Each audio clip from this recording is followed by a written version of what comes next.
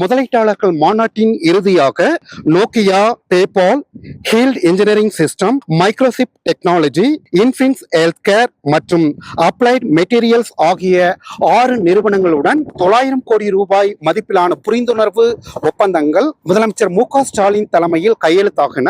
திராவிட முன்னேற்ற கழகம் என்ற 75 ஆண்டுகள் பழமையான அரசியல் இயக்கத்தின் தலைவராக நான் இருக்கிறேன்.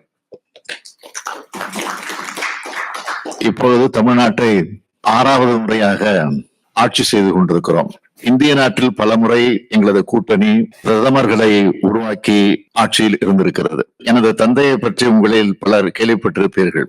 முத்தமிழறிஞர் கலைஞர் அவர்கள் தமிழ்நாட்டில் 5 முறை முதலமைச்சராக இருந்திருக்கிறார். இந்திய நாட்டின் பல பிரதமர்களை உருவாக்கி இருக்கிறார். அப்படிப்பட்ட புகழுக்கு சொந்தக்காரர் அவர். 1971ஆம் ஆண்டு முதலமைச்சராக இருந்தபோது தலைவர் கலைஞர் அமெரிக்காவுக்கு வருகை தந்தார். இப்பொழுது நான் வருகை தந்திருக்கிறேன். தமிழ்நாட்டுக்கும் அமெரிக்காவுக்கும் தொழில் ரீதியான உறவு எப்பொழுதுமே பலமாக இருந்து வந்துள்ளது. உங்களின் மேலான முதலீடுகளை நாங்கள் வரவேற்கிறோம். ஒருவருக்கு ஒருவர் பரிமாறும் நட்பினுடைய அடிப்படையிலான நல்லுறவின் மூலமாகத்தான் நாம் வளர முடியும். குறிப்பாக தமிழ்நாட்டு முன்னேற்றத்திற்கு அமெரிக்க நிறுவனங்கள் பயன்படுத்திட வேண்டும் என்று நான் கேட்டுக்கொள்கிறேன். உயர்ந்த மனித வாழ்வியல் நெறியை கொண்ட நாடு அமெரிக்கா. அந்த அடிப்படையோடு தமிழ்நாட்டின் தொழில் மற்றும் பொருளாதார மேம்பாட்டுக்கு நீங்கள் பங்களிக்க முதலீட்டாளர்களை சிவப்பு கம்பளம் விரித்து தமிழ்நாடும் உங்களை வரவேற்க காத்திருக்கிறது.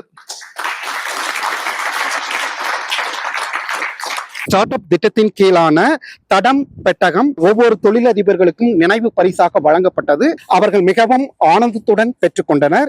இதனையடுத்து இன்று அயலக தமிழர்கள் பங்கேற்கும் ஒரு சிறப்பு நிகழ்ச்சிக்கு சான் பிரான்சிஸ்கோ நகரில் ஏற்பாடு செய்யப்பட்டுள்ளது. இதில் பல்வேறு கலை நிகழ்ச்சிகளும் நடத்துவதற்கு ஏற்பாடு செய்யப்பட்டுள்ளன. முன்னதாக இந்த சான் பிரான்சிஸ்கோ நகரில் நடைபெற்ற அந்த 900 கோடி ரூபாய் மதிப்பிலான அந்த புரிந்துணர்வு ஒப்பந்தங்களில் சென்னையை மட்டும் கணக்கில் கொள்ளாமல் மதுரை, கோயம்புத்தூர் ஆகிய நகரங்களிலும் புதிய தொழிற்சாலைகள் உருவாக்கப்படுகின்றன. இதன் வாயிலாக அங்குள்ளவர்களுக்கும் பல்லாயிரக்கணக்கான வேலை வாய்ப்புகள் வழங்கும் நோக்கில் இந்த புரிந்துணர்வு ஒப்பந்தங்கள் கையெழுத்தாகியுள்ளன. இதன் மூலமாக 2030ஆம் ஆண்டுக்குள் 1 டிரில்லியன் அமெரிக்க டாலர்கள், அதாவது இந்திய மதிப்பில் 82 லட்சம் கோடி ரூபாய் மதிப்பிலான தொழில் வர்த்தக ஒப்பந்தங்களை ஏற்படுத்தி தமிழ்நாட்டின் தொழில் வளத்தை முன்னேற்ற பாதையில் கொண்டு செல்லும் லட்சிய பாதையை நோக்கி ஸ்டாலின் சிறப்பாக செயல்பட்டு வருகிறார். பிகைண்ட் கல்ப் செய்திகளுக்காக அமெரிக்காவில் இருந்து சுரேஷ்குமார்.